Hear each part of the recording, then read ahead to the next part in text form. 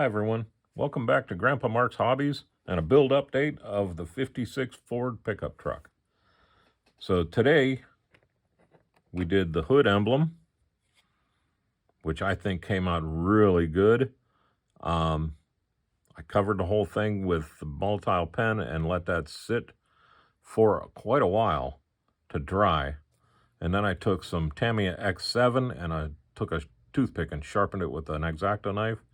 And I just dabbed to fill all those parts in and around the outside and inside of the gear to try to highlight that lightning bolt a little bit.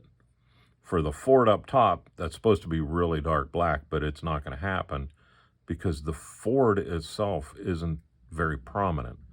So I decided to just use a pin wash on that, and then again with another toothpick, dab out as much as I could, just so it kind of gives the illusion of that saying Ford in there. But for the age of this model kit, that's some great mold work. On the truck body itself, all I did today was the little latch plate on the front. I'm going to leave this color. I'm not going to darken that.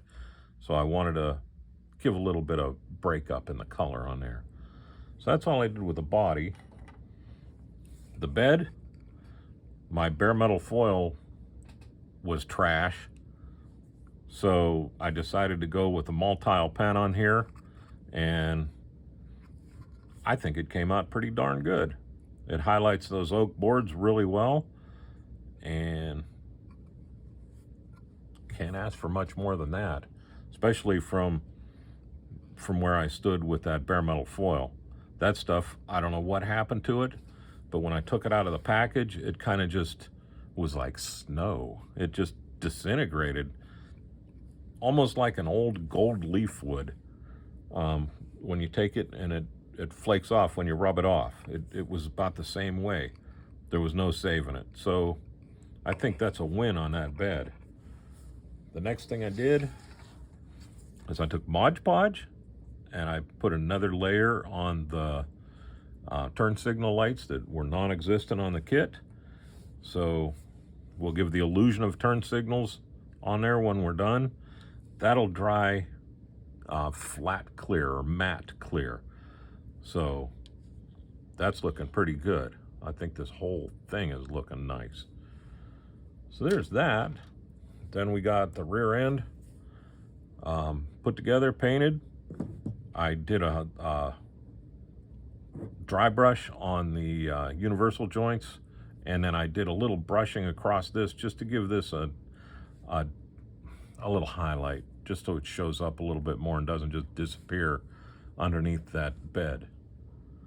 We got the front suspension going, and I'm telling you, I was putting this together thinking, my gosh, I'm using the Tamiya extra thin. I can't even imagine using the old Testors glue back in the day to try to get this piece to glue up with that stuff. Now, I know we did it, but I can't today. That'd be just painful. So there's that, and then I went with the dash, and like I said the other day, I was going to put a little bit of Mod Podge on the lens or the map light, and I did, and check it out. It takes that silver and makes it a little bit opaque like the old lenses would. So that's perfect in my book. And then come to the engine. I put the fan belt on and the generator and fan, but before I did, I made a bracket for the generator. It's hard to see in there, there's a lot going on, but all that is a piece of real thin evergreen that I drilled this part out and then cut it to fit around the generator. I cut it to fit the length and tested it 25 times, and then I drilled a few holes out on it just to lighten it up. So I hope you can see the holes, but I drilled them out on there just to kind of lighten it up, so it wasn't just a big hunking piece of steel in there. Then the next thing I did is I gave it a fuel line, from the fuel pump up and over into the front bowl, and then I took and just brought another one back and put it in the back bowl. I'm going to let that dry for a day, and then I'm going to take Mod Podge and I'm going to make a fitting right here with the Mod Podge, which is just a build-up. It'd be like putting Elmer's glue in there. I'm going to let that dry, and then I'm going to paint that with a copper color to look like a brass fitting in there. So there's that. I added the dipstick to the front. I won't fit in between the exhaust manifold, so it had to have gone up front. And then I've seen pictures where there's a dipstick in the back for an automatic transmission, but this isn't. So we got that one, and it's going to look really good. Everything's going to look really good. I've been playing like a little kid, but when we put the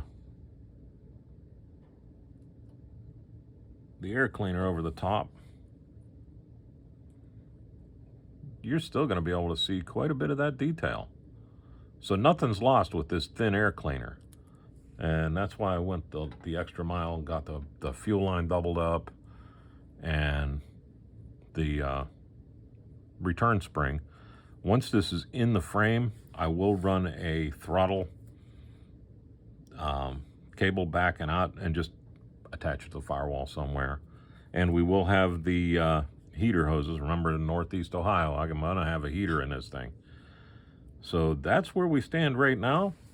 I appreciate you coming back and watching my videos. I appreciate all the great words everybody's had, and y'all have a great day. This is Grandpa Mark's Hobbies. I will see you next time.